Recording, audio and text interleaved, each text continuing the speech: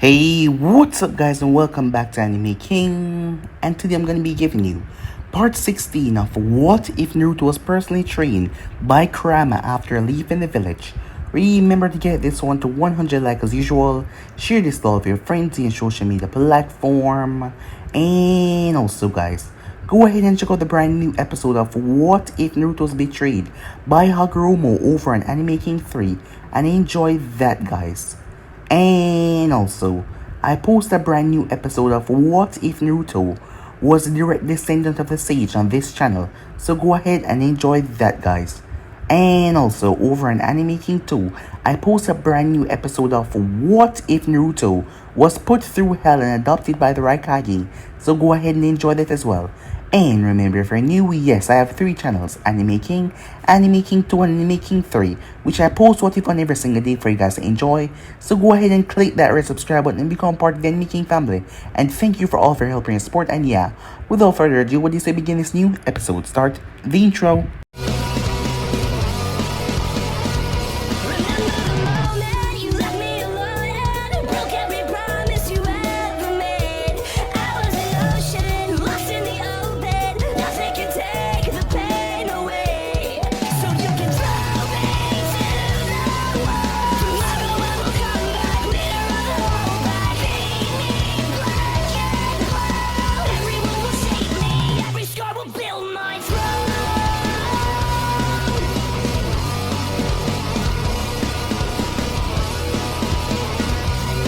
So the last time we left off, as Naruto had made his way to the camp, he massacred all of the ninjas there.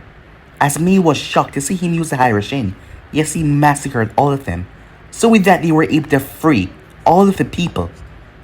As Naruto undid the seal on a few of them, seeing that he couldn't undo the seal on all of them right here because reinforcements were coming. With that, they were able to make their way straight back to the camp. As Naruto looked downcast because Fu was not with them and he was worried, really worried. But suddenly something crashed right into him. As Naruto looked to see that it was Fu. As she told him what she did, she had gathered the people and saved them all and brought them back here.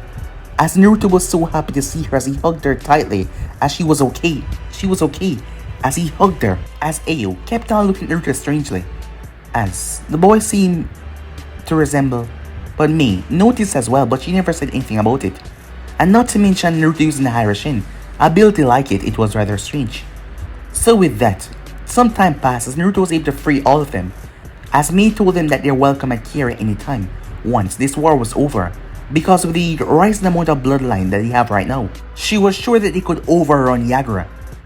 So with that out of the way, Naruto and Fu said their goodbye.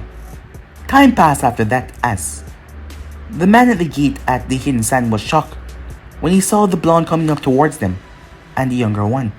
To his surprise, it was Naruto. As years has passed, Naruto has grown. It was finally time for him to return. As Fu was surprised and she took in the sight of the village. It was just as wonderful as Naruto said. A bit hot but wonderful. As the both of them made their way, to Naruto's complete shock, Teiwaya was in the office as he hugged her tightly before kissing her, as she had came here as well. As the both of them seemed to have the same mindset to come here. As Naruto introduced all of them to Fu, who was happy to meet all of them. So with that, they started to talk. As Teiwaya told Gaara that she would just stay in Naruto's room. After all, that is what she used to do every time. Fu took Teiwaya's room, as they had a lot of catching up to do, and that they did. But their session was interrupted by explosions. As Teiwaya had to stay inside as she couldn't be identified, she was still spying on the Akatsuki. As Naruto went out there to see Gaara was facing off against Deidara, as the bomb user kept on bombing into her place, forcing Gaara to use his sign to stop him. As Naruto was using his technique to flash around as he tried to catch him, but Deidara was flying fast, so no one could stop him rather quickly. As Naruto created a Rasengan which he could control and throw it, before using chakra shreds and yanking it back, destroying Deidara's bird. As Naruto kept on flashing around, using up a lot of his chakra as Deidara ended up dropping on the bird, a new one that he created out of clay from his palm, as he threw explosive right towards Naruto. As Naruto cursed as they were coming directly towards him, but something flashed in his path as the explosive went off. It was none other than Fu, who took the brunt of the explosions for him. As Naruto's eyes widened, So yeah guys, those basically as for the top. You guys can switch across the place and check it out for yourself. So this is the beginning of this new episode. Naruto watched helplessly as Fu body started to drop from the sky, bringing up reserves of energy that he didn't even know that he had. He launched himself from the sand platform as he caught up to Fu's body. As he grabbed her, he then positioned her so she was on top of him, so he would take the brunt of the fall as they impacted on the ground. As Naruto groaned, but he did not care about his pain right now, as he frantically checked over Fu's body as she had burn marks over her. The medics could handle that though, as he placed a hand towards her neck. A sigh of relief came from his mouth as he felt the strong pulse. She must have used Komi's chakra to protect herself from the worst of the blast. Her eyes opened weakly as she blinked, as she wondered what happened that made her end up in a rather deep crater. As she felt the pain, as she felt Naruto checking over her, as she could feel the hands, as she saw the hair. As she turned her face fully towards him. "How did I do, big brother?" She tried to laugh to make the situation less tense, but it came out as a cough. Naruto smiled kindly back at her, not making her see how much pain he was in. "You did great, little sister," he said. She nodded tiredly before she passed out in his arms. Gently, he laid her down to one side. Very, very gently. He waited as a group of medics rushed over and pulled Fu onto a stretcher. The medic shinobis were looking at him with awe. They all saw him fall, and they didn't expect him to be alive. Well, they seemed to forget how tenacious Naruto Uzumaki was. Deep growl escaped from his throat as he looked back up to the still ongoing fight. He seemed to have missed something as Deidara's cloak now fluttered behind him. One of his arms were gone. A wicked grin came on his face as the red chakra started to ooze out of him. By the end of this fight, he was gonna tear Deidara's other arm off for what he tried to do to Fu. His mind not even registered that Fu had leaped in the way to take the bomb for him. He was just gonna hurt this man. He was gonna make him suffer. As Naruto bent his knees, he leaped. The ground exploded as he did. The force of his jump launched him up in the air. He ricocheted off a nearby building. He caved in the wall as his feet leaped off of it. His hand formed hand sign, and a clone appeared in front of him. He used it like a stepping stone as he launched himself the impact, dispelling the clone. As he created another one, as he started to launch himself further and further up in the air. He was now running across the air with himself, chasing down the crazy bomber with incredible speed. Deidara looked back as he started to dodge sand attacks after sand attacks as he was working on his contingency plan, as he was feeding clay into Gaara's sand. He then noticed a flaming Naruto charging towards him, and he was leashing a lot of power. Well, he did have the 9 tails, right? He could use a lot of chakra. Deidara motioned his bird to move faster, but Naruto kept on pushing faster and faster, gaining on him. He reached into his satchel to make another bird, before a very hot hand grabbed onto his wrist. Deidara looked up in shock, only to meet the red, slitted eyes of Naruto, who looked back at him in absolute fury. Deidara winced as Naruto started to crush his hand. Naruto flipped and slammed his heel into Deidara's back. As he started to yank, he was gonna tear his other arm off as well. As Deidara might have had his arm crushed by the sand, but this pain was different. Immense, the burning sensation. He could feel the tendons and muscles as Naruto yanked, and it was yanked right out of a shoulder blade. Blood spraying in the air. Deidara's scream was heard all over the village as Naruto threw away the arm as he turned attention back to Deidara. By now, the bird beneath him was crumbling away as Deidara lost focus on it, unable to channel the chakra any longer. They dropped from the sky, but Naruto didn't want it to be over yet. His mind just wanted the man to feel pain and suffer for what he tried to do. As Naruto grabbed him by the throat and slammed his other hand into a wall as he slowed his descent, until the two came to a gentle stop on the ground as Naruto slowed down the descent long enough. They were in the middle of a wide street, as it was now quiet and empty because all the civilians had been relocated. As Naruto threw Deidara, the man that made a solid connection to the ground, cracking the pavement as Deidara's face was crunched up in agonizing pain. He was able to cauterize his other arm with the clay, but without either arm that wasn't a possibility anymore as the blood was leaking. But the man then started to laugh.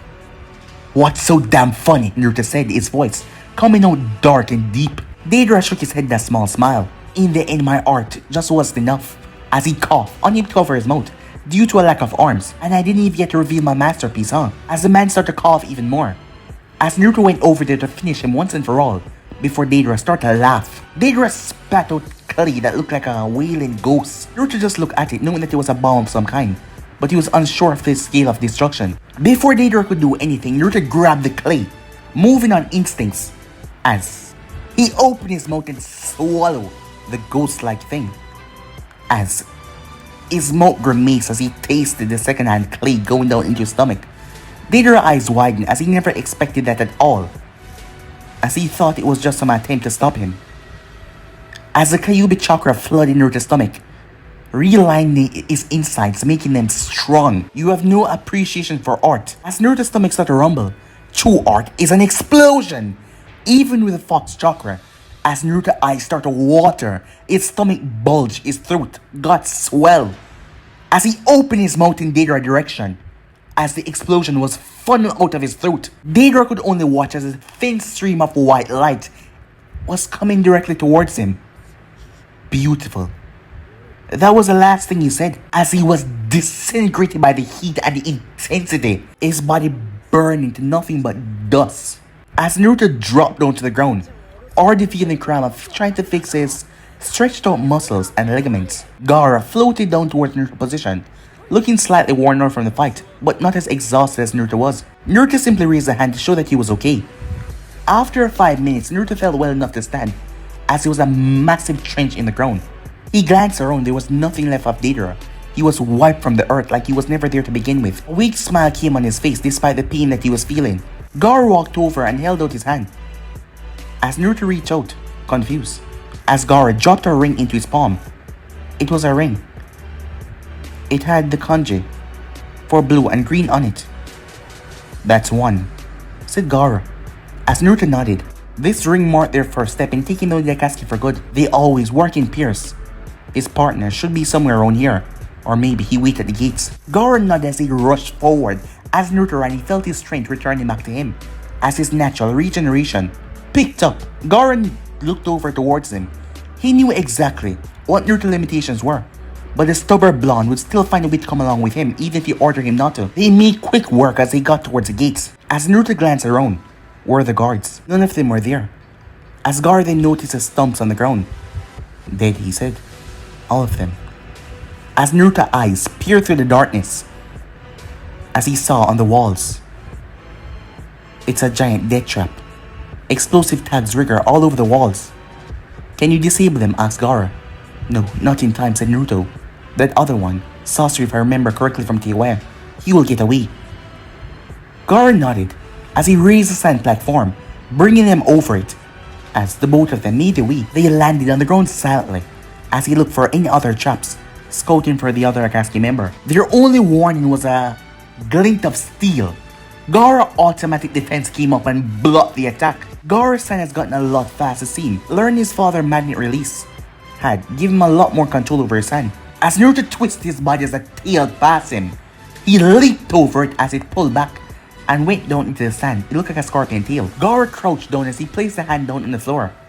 So he extended his senses to the sand, looking for any disturbances that wasn't just small insects. He felt it, the small vibrations. He clenched his hand trying to crush Sasori with the sand that was already around him. The metal tail burst on the ground as it tried to strike him, but the sand came up and knocked it away. Suddenly, the sand exploded upwards as Sasori was forced out of hiding before he could be completely crushed under the weight.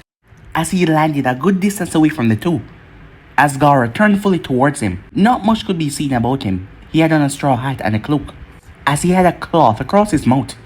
His bloodshot eyes could be seen though. "So, you managed to kill that fool Deidara.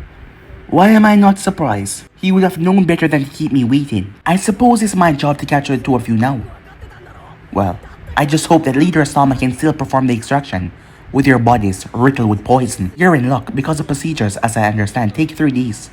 Exactly enough time for my poison to wiggle its way through your system, destroying your cells from the inside out." He brought up a hand and ripped away the face mask, revealing a wooden, puppet-like mouth. As they saw it open wide, as a hail of Senmon came showering out, Gaara simply raised a hand and sand wall came up and blocked every single one of them, as the puppet seemed to sneer. "So it's true, you really can manipulate the sand to your whims." Gaara said absolutely nothing. "Well, are you going to attack yet?" "I hate to be kept waiting." "I have no need to attack," said Gaara. "The sand is mine to control, and we're currently in the desert." The sand around Sasori leaped up in the air, trying to crush the man to death.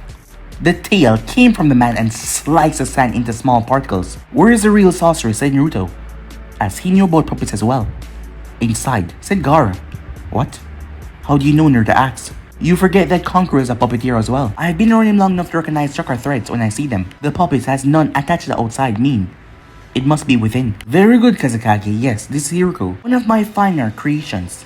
Let me show you why. The cloak was ripped away from the body, as it had a demonic mask on the back where the tail was coming from. There was a strange contraption on the puppet left arm that looked like a cylinder. The puppet raised left arm as all cylinders shot forward and hiss. Once they were high enough, they broke open, releasing a hail of Senbon, all of them laced with poison. Gaara raised his hand as a dome of sand erupted around them, completely blocking everything. Interesting, the Senbon did not even dig in, merely bounced off. That means you can harden your sand by compressing it, as Gaara let the wall dissolve so they could see their target again. Seems I may have to alter my plan just a bit. The Hiroko puppet raised his other arm as a cylinder fired off, as a heavily rotated drill was burst out of it that tear right through Gaara's sand. As Naruto cursed wind style, he took in a deep breath as he inhaled some of the poison mist that came out of the drill. As he blew it back out, great wind breakthrough. He dropped down to his knees as he had a burning sensation filling his lungs. As he dropped on the ground and started writhing pain before, poof, he poofed away. Rasengan! Sasori was shocked as a spear of light slammed into his stomach, bursting from underneath the ground, the Rasengan drilling through the puppet. Something leaped from the puppet's broken body rather quickly to get a safe distance away. Well, as safe you could be when fighting a desert, facing off against Gaara who can control the desert. Interesting. No one has forced me to Hiroko since I joined the Akatsuki. I would almost commend you if I didn't know that you were gonna die soon anyway. As he turned to face them, he was no older than Naruto or Gaara, as he was wearing the Akatsuki robes right here. This has been a good fight, Gaara of the desert. How about your reward? Why don't you say hello to your predecessor? Sasori flicked his wrist and poof, as a human figure rose above him. Black clothing, black hair. Meet the third Kazekage, Nariki of the Iron Sand. Gaara eyes narrowed as he looked at the puppet that looked back with dead, glassy eyes. So you're the one that killed the third? Sasori merely smirked at that. The man should have known better than to deny my right to teach puppetry, as he should have been taught. None of those ready-making puppets that only weaken the hidden sand. But truly, your sand manipulation is a impressive ability. After all of this is over, you would join my collection. But first, let us see how two legendary manipulators do against one another. The puppet opened his mouth as fine dark particles came out in a smoke. But Gaara raised his hand as Sasori was shocked when his control over the fine particles lessened. Gaara seemed to be trembling, straining as his hand was in front of him. The iron sand twists in mid-air, conflicting between two different magnetic fields. Gaara might have been the weaker manipulator, still unused to the magnetic release. But the iron sand was being controlled by a proxy, by a puppet, so it was less effective. The sand then started to be pushed back to the puppet and Sasori, as Gaara's body trembled from the exertion. Sasori's eyes went wide as a mass of sand obliterated the third Kazekage. Before it could slam into him, Sasori flew upwards, two rotary blades on his back spinning. His cloak had been torn in the process, showing his true body, lines across it, to what he had done to himself. Well, that was unexpected. I was unaware that you know the magnet release. Well, it doesn't matter. I still have a Sasori. I made a big mistake right there.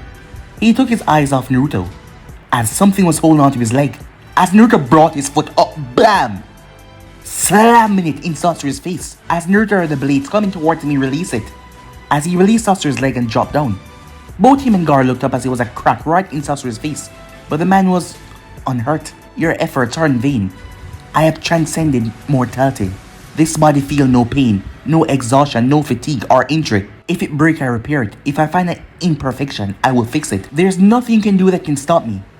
Naruto sighed into his palm. He always got the strangest enemies. God complex much. Sasori did not respond to that. As a kunai came towards him, his cable slapped it away as it landed harmlessly in the sand, too far to hurt him. Your Hyroshin ability is well known to me, Uzumaki. Your kunai will not get close enough. Gaara, said Naruto, can't you just drop the desert on him or something? Gaara looked back at Naruto, amused that Naruto thought he could do such a feat. As it wasn't that he actually tried that before, but still, it sounded highly unbelievable. Manipulating that amount of iron sand was tiring. If I tried to manipulate such a maneuver of the entire desert, Jinjulka or not, it will definitely kill me, said Gaara. Sasori looked down as he didn't feel like waiting for them to come up with a plan to defeat him. One of his scrolls on his back flashed as two tubes appear in his palm, aimed both at Naruto and Gaara. Flames exploded from the two. Gaara brought up his defense and Naruto merely ran. As the barrel turned, the flame went from red hot to blazing white. Gaara then realized that it finally died out, but the sand barrier that he brought up turned into glass as a cable smashed right through it as it slammed right into him. The only thing stopping it from piercing through him was his sand armor. Naruto still hadn't fully recovered from his battle with Deidara, so he should end this quickly before it gets out of hand, as he brought his hand up and created 500 clones. So, you have an army? Well, how about you meet the army that took down the entire nation, said Sasori, as he released another scroll. As Naruto watched, at least 100 puppets came from the man's scroll, as Sasori opened his chest compartment, and there, chakra threads came out and attached to all of the puppets. Should have expected that you could do something like that, said Naruto, as a clone shot forward, and the puppet did as well. Sasori's eyes kept firmly on the ground. His puppet army wiped out clones after clones. He smiled at a pathetic attempt to defeat him. For every puppet he lost, Naruto lose 10 clones. It wouldn't be enough. It was then that he noticed something streak past him as he turned, as one of his propellers were sliced. He was then hit repeatedly, several times in a harsh blow. The control over his puppets that he had wavered. Sasori was shocked as he looked down towards his body, as he saw his body was littered with small sand bonds, golden sand bonds. Several of them had pierced his heart container. How ironic, said Sasori, as he fall from the sky. As Gaara called back the golden sand as it went into his pouch that Naruto gave him, as he placed it right on his side. As Naruto looked around in the broken army of puppets, I'm not cleaning this up, he said. Time skip. As Naruto slit open the door, as Teiwai was already inside, he was happy that she was here. As he placed a hand on her shoulder, she did not flinch as she heard him open the door, as Fu was lying in the bed. Do you know how she is? Naruto asked. Yeah, some prick of a doctor was marveling how fast she was recovering, and he was making too much of a fuss over it, so I just kicked him out. Naruto laughed at the way that Teiwai put it. He already knew that Fu would be alright. She was tougher than she looked, and Komi wouldn't let anything bad happen to her. Teiwai looked up at him at his concerned expression. No, she's so much like you already. I have only seen you be that selfless. Naruto smiled as Teiwai kissed him. You know, you still owe me for running out and fighting that bastard and leaving me like that in that state, you know? As Naruto grin increased on his face. Please, big brother, not in my room. As Naruto turned his head to see Fu open her eyes, wincing from a light coming in from the blinds, he walked over to the window and pulled them tighter as he closed them. As she gave him a smile at that, he came over and propped himself on the side of the bed as he placed the arm on her shoulder.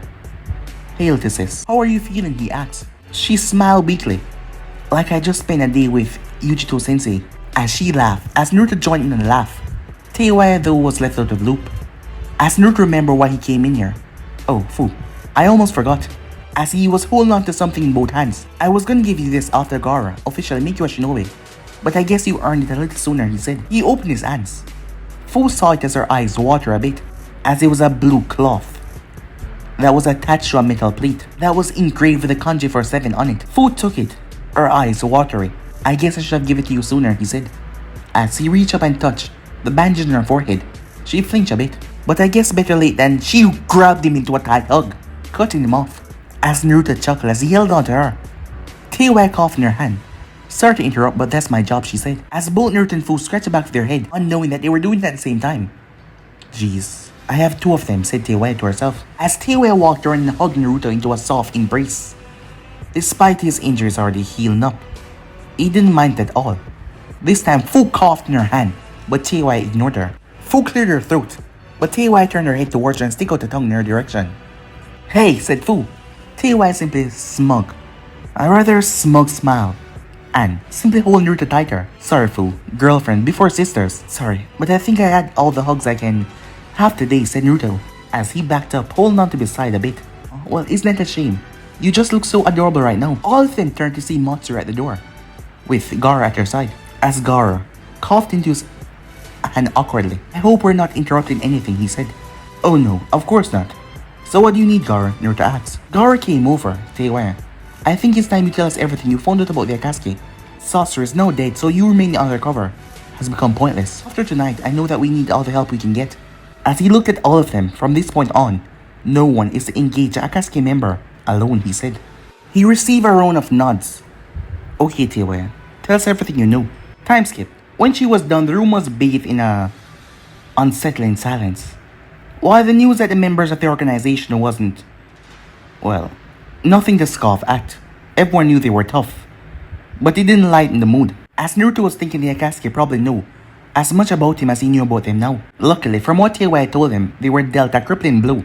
With Sasori, his spined work would be gone with him. The way Naruto saw it, the next major target would be Kakazu, the money behind the organization. Without those key players, the Akatsuki would be weakened. Maybe not ability-wise, but in the other key ways. But the real goal is to take on the leader. After all, they had to take him out, so there would be no one left to recreate anything once they were done. To get to him, they would have to first get through Konan, the woman that can control paper like Gaara can control sand. She was the one partnered with the leader. She would have the information they needed. But first they had to go through the other members. As Naruto sighed, he was just a 16-year-old boy. He didn't needed all these kind of things on his shoulder. But he would bear it as long as there was breath in his body, and he could protect the people closest to him. Where there is no use antagonizing over it, we might as well just get on with our lives, said Naruto. What are you talking about, she did. Did those Akatsuki members rattle a few bolts in that thing that you call a head? Don't you understand how serious all of this is? Of course I do, Teiwaya-chan. I'm taking this as serious as I can, said Naruto. I'm just saying there is no use in going after them. Sooner or later they will have to come to us. As she seemed like she wanted to rebuke that, saying that they should be out there striking them down. But Naruto spoke again. Gaara can't just up and leave. He has a village to run and a fiancé to look after. Matsuri pouted at the revelation that she needed to be looked after. But one look at Gaara, she knew who would be protecting who in a fight. We also need to warn the other Jinchurikis if we can. So for now, we just carry on. We train, we prepare, but we wait for them to come to us. We wait until the fight is on our terms. We need every advantage that we can get. By the end of this small speech, his voice was a whisper, and he wasn't looking anyone else in the eye. You're right, said Teiwaya. Sorry. Powerful words, Naruto, said Gaara. Perhaps you would have been better suited for Kazekage, as he said it with a small smirk, so Naruto knew that he wasn't serious. But Naruto grinned back all the same. Who need a title like Kage? Stuck behind a desk all day. Not for me. I'm still gonna be a legendary shinobi, and no idiot in a black cloak is gonna stop me. As Teiwaya felt the pride grow in her chest.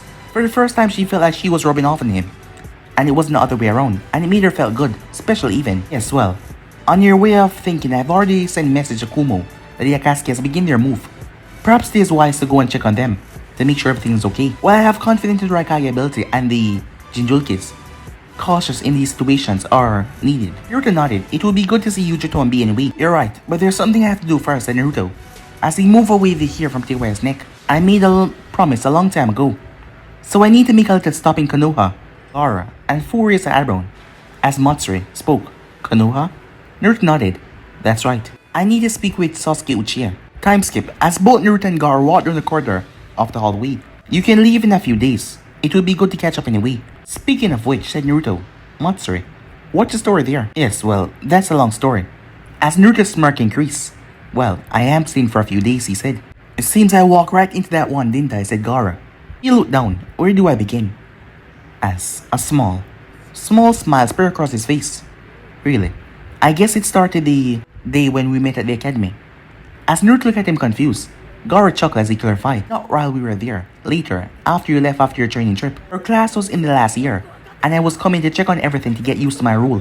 Temari had expressed an interest in teaching, so naturally Kankuro would try as well. But he got bored with it when none of his students showed any interest in his puppeteer. Naruto laughed, imagining Kankuro getting a cold shoulder from younger students. I watched over them as they split the groups up. As a joke, Temari offered me up as one of the Jonin sensei. As Naruto saw a little sadness in his eyes. At the time, I was still new as the Kazekage. People still thought of me as I was before. In fact, they seemed to get a bit worse when you left. Naruto placed a hand on his shoulder. As Gaara shook it off, that's behind me now. I'm the Kazekage and people respect me for it. I see it every day when I walk down the streets, he said. As that gave Naruto a small smile. Anyway, many of its students took what Temari said literally. But still, they didn't want me as a sensei. However, Matsuri stepped forward. She then told me that she was curious. Mostly about my growth, but that she saw something within me As Gaara smiled again. To this day, she won't tell me what, but she had stepped forward. Back then, she was against using weapons. Her mother was killed in the last war, and she never really got over it. I tried to explain that a weapon is something you use to protect those that you care about. Something you taught me, said Gaara, as the both of them kept on walking through the corridors. In fact, it took, meanwhile, me getting kidnapped to get over my fear of weapons. As Teiwaya looked at the girl Matsuri curious, as the girl was a year younger than her, as she was 15 years old. I was used as bait, Matsuri said, as unknowingly she was finishing the rest of the story that Gaara was telling Naruto. I was set up for them to test their ultimate weapon against his. As his student, they thought I would be the best bait to draw him out of the village. He saved me, of course. He fought off everyone that was there to kidnap me. He even made me got over my fear of weapons, as she looked down quietly towards her hand. But I still wouldn't want to kill someone with them. Teiwaya nodded, although she didn't get to where the girl was coming from with this. After all, she had no problem with killing, especially when it was to protect the ones that she loved. Even so, she respected the girl for going with her beliefs. She heard about Onbu members who went on without even killing, and that was tough. So if they can do it, this girl must can do it as well. After I was rescued, everything sort of went back to normal for a while, like nothing never happened. Gaara continued to train me when he could. I understand he was busy as Kage, but he always found the time. Whenever I asked him how he can do it, he always told me to thank Naruto for some reason. Teiwaya smirked at the inside joke, as Matsuri turned to look at her. As the both of them were making their way down the corridor, I always respected Gaara. Without my mother around, I was never told to stay away from him, but the other students were so shy, and they stay away from him. I guess I caved a bit to peer pressure, but I still respected him and Naruto for what they hold inside of them, and what they had to endure. I don't even know when turned to something more, but we spent a lot of time together, so I suppose it was natural, said Matsuri. Yeah, I can understand that, said Teiwaya. Still, said Matsuri, I still remember when he, meanwhile, first asked her to dinner, said Gaara. As he was telling Naruto the story, I was a nervous wreck. Usually, I asked you for help in situations like those, or Teiwaya for some advice, but instead I had to go to Kankuro. That was a mistake I will never repeat ever again. As Naruto simply laughed, Kankuro spent too much time on puppets. The line between flesh and wood blur a bit for him. Because of his dedications, he was hardly the person to go to about advice. He told me to take her somewhere fancy and expensive. It just became awkward because neither of us knew what to say at the moment. Eventually we left, still not saying a word because we didn't know what to say. Until we reached her house. I was about to leave, but she kissed me on the cheek. She had to spit the sand out of her mouth as I apologized profusely. As Naruto laughed at that, he asked if she could do it without the sand armor, and ever since then, our relationship has improved. As Naruto nodded happily, he was glad that Gaara found someone, just like how we find Teiwaya. Then Gaara said, a year and a half later, meanwhile with Matsuri, he proposed. It was the most romantic day of my life. A small blush covered her face as she looked down, with a small smirk, and it was also the most romantic night. Teiwaya blushed a bit at the suggestive way the girl said that. It couldn't have been more perfect. He took me up to the top of the walls, where he prepared a picnic for both of us. Teiwaya raised an eyebrow at that. A picnic did not sound like Gaara's thing. He must have asked Temari. And he raised a dome of sand over us so the moon acted like a floodlight, and the rest of the world didn't seem to exist. It was just the both of us. And of course, there was a ring. As she raised her hand up nonchalantly towards a gem on her finger, the large diamond was set on a band of gold that looked like two intertwining ribbons with swift and swirled patterns that were almost dizzy to follow. Teiwaya was never one for jewelry, but even she had to admit it was a beautiful ring. Plus, said Matsuri, the sex is amazing. Time skip. So how did you make Temari set that whole picnic thing anyways, Naruto? She's not the type of person to just do something for free. She asked me to be put in charge of Tsunade exam this year. She didn't say why and I didn't ask. Wait, aren't they in Konoha this time? Gaara just nodded. How did you know? Gaara simply struggled a smile. I had to keep aware of news while I was gone in case there was any good training opportunities. Strange. You told me a lot about your time in Kumo, and even in your stay in the Land of Water. But you haven't spoke about your second year of your training trip. Naruto struck as he was spinning a kunai in his finger. Me and Fu moved around a lot. Didn't really stay in the same place for longer than a month. We got jobs where we could for money. Helped a couple of folks out. We even got a part in a movie at one point. Gaara raised eyebrow at that. Let's see. Overthrew a tyrant and restore a princess to her throne. We went to a country to the south of the elemental nation where they don't use chakra, but this strange green rock thing. Got placed in prison if you believe it. It was a technicality, but it all worked out. Met another swordsman of the mist. Beat him and took his sword. He grinned as he patted his side. Oh, and I also visit Hashigakure. Fu made a few friends before we have to leave because of some instability. We did end up overthrowing the Hashigakure Kage though. That's a weird village that one, said Naruto as he counted all the things that he did after he left me and the rebels. After that we went back to Kiara to see how things was going. The war was over and the rebels were still celebrating. Everything worked out in the end. Mei became the new Mizukage, which is cool. Then after that we went back to Kumo to let B and Yujito know how our training was going. Then we came back here. It sounds eventful, said Gaara. As Naruto nodded, yeah, made a lot of friends. He looked down towards the ground. Lost a lot of good friends too, he said. It comes as part of the job, Naruto, said Gaara. You should know that. The blonde nodded tiredly as he looked up. I know, Gaara, it inspired me to train harder than ever. So I don't have to see it ever again, said Naruto. Gaara smiled, glad that Naruto was learning from his hardships than getting lost in them, like many shinobi in their career did. Kind of tired, didn't get much sleep yesterday. So I'm gonna go to bed. As Gaara nodded. Time skip, you know, as Naruto's mouth was tackled as he broke away. I came here, his mouth was tackled again as he broke away, to ask if he wanted to sleep, as TY was trying to prevent him from talking as she was kissing him. What's the fun in that, she said. Besides, you owe me for last night anyway. As that brought a grin to Naruto's face. Well, he supposed he had the energy. Time skip. Hurry up, big brother, they're catching up. As Fu was on Naruto's back as he jumped from tree branch to tree branch. Of course you're catching up.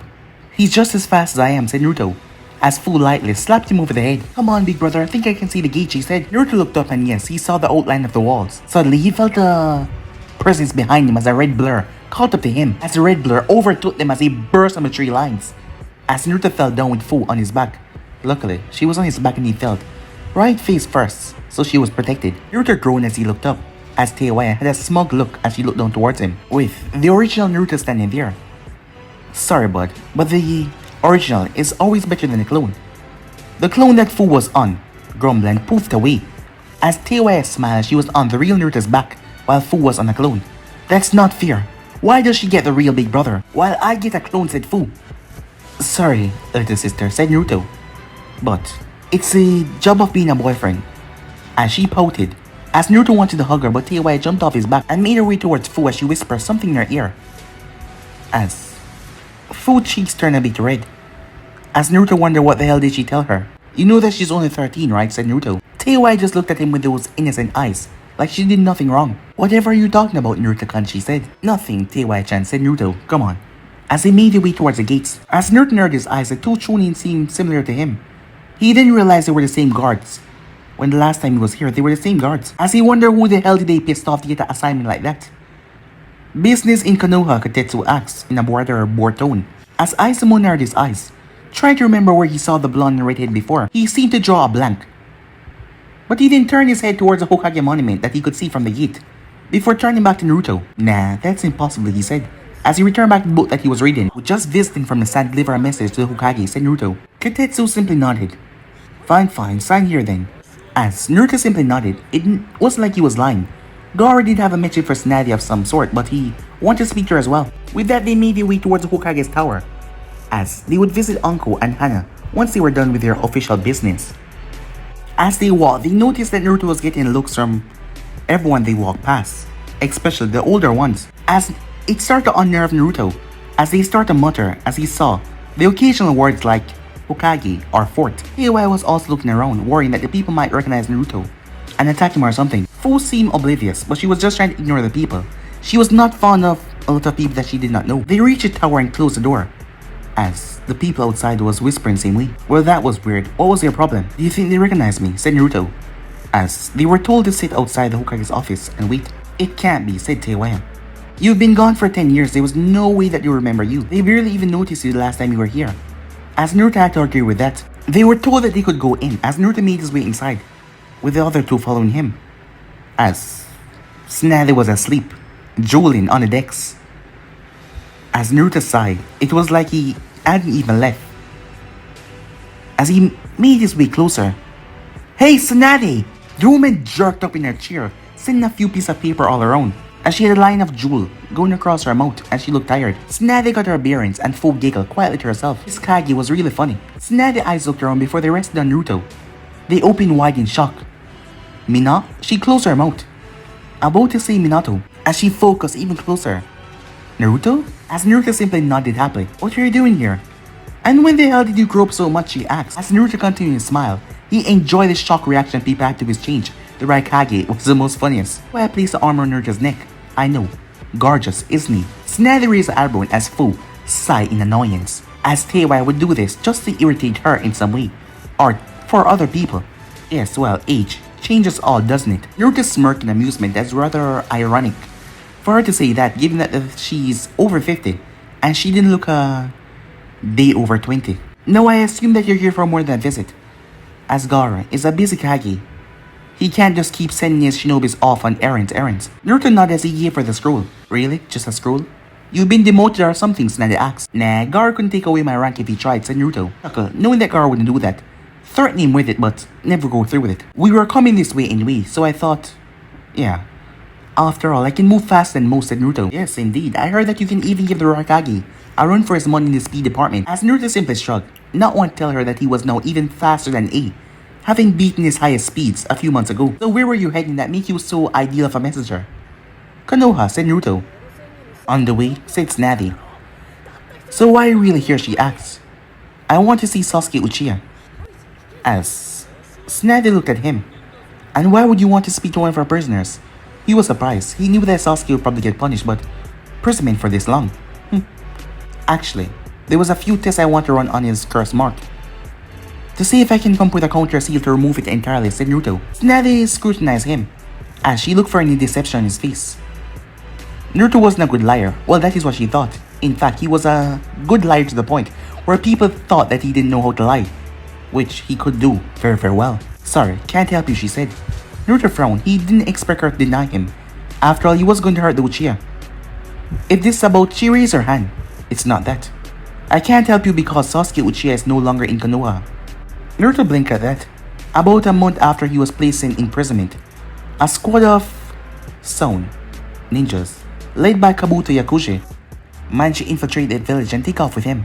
At the time, he was going through a lot of mental and psychological evaluation, so he was said to be a bit unstable. After that, Orochimaru went into hiding. We barely hear anything from him in the past 2 years. Naruto cursed, knowing he will have to take a lot more time examining Teiwai's mark. Time he wouldn't have if Akatsuki is on their way. Are you sure? Tsunade raised a hand. If you really want to find Sasuke, your best bet is to go after Orochimaru. I'm right, then the snake bastard plan revolve a lot around the young Uchiha. You aren't one of my ninja, but thanks to San and Konoha Alliance, and your friend the Kazekage, and the treatise, Konoha has never been in such a big financial boom. That means I can let information slip every now and then, to repay the favor, if you will. Rumors have it that the snake will be moving on to the Senbai after the previous Mizukage was dethroned. It was let loose, as she didn't lean back. Aside from all of that, it's good to see you, Naruto, she said. If you plan on staying around the village, we should catch up, she said. As Naruto nodded at that. Seems they will have to go to Kiri after this. Time skip. As the group was hopping from rooftop to rooftop, going towards Uncle's house. As they jumped to rooftop to avoid the penetrating look from the villagers. When they arrived at the green door, they knocked, but they received no reply. Teiwai knocked even harder, but they got no reply. She turned to Naruto and shrugged. Maybe she's on a mission. As Naruto's a bit downhearted, he was looking forward to see Uncle again, and maybe beating her in a spar.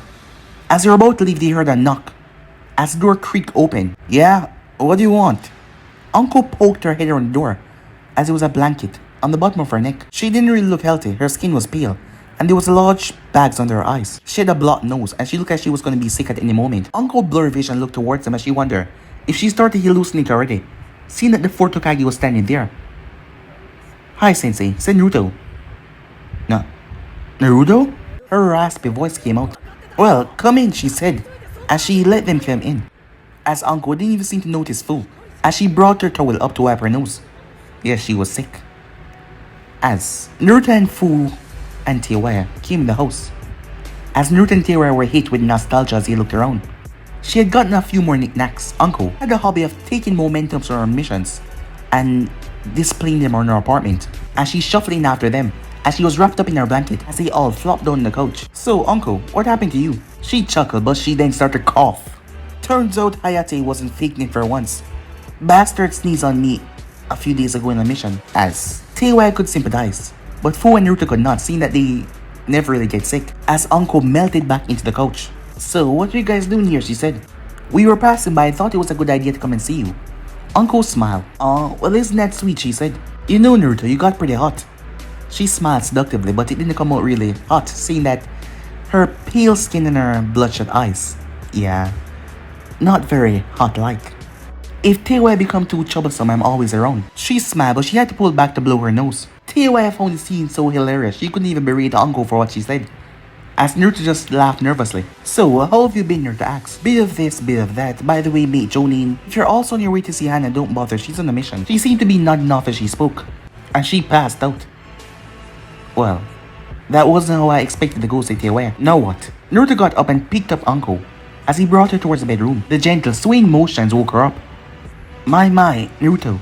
Getting a bit forward, aren't we? She said, as her body started to sway. It was good seeing you, Naruto. If you see Orochimaru, kick him in the nuts for me, okay? With that, she passed out, as Naruto placed her on the bed. Sure thing, said Naruto as he made his way back out to the center of their apartment. Teiwai had her arms folded a bit. Okay guys, we can stay here for a bit or we can go to the land of water.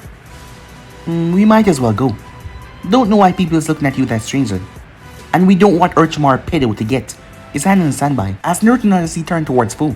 She nodded, as Teiwai was tapping her foot on the ground impatiently. Okay, if we leave now, we can get there by nightfall. So with that they left, as Naruto closed the door behind him, as Anko was blissfully asleep. But guys, to be in episode right here, if you want to think more, if you want to do, like, subscribe, comment down below, and turn on that bell notification as they posted. Remember, share to all of your friends in your social media platform. And also guys, go ahead and check out the brand new episode of What If Naruto was the direct descendant of the sage over on Anime King, well, this channel. And over Anime King 2, I post a brand new episode of What If Naruto was put through hell and adopted by the Raikage. And over in Making 3, I post a brand new episode of What If Naruto was betrayed by Hagoromo, so go ahead and check out that and enjoy. But for now, I'm out guys. See you guys tomorrow. Peace.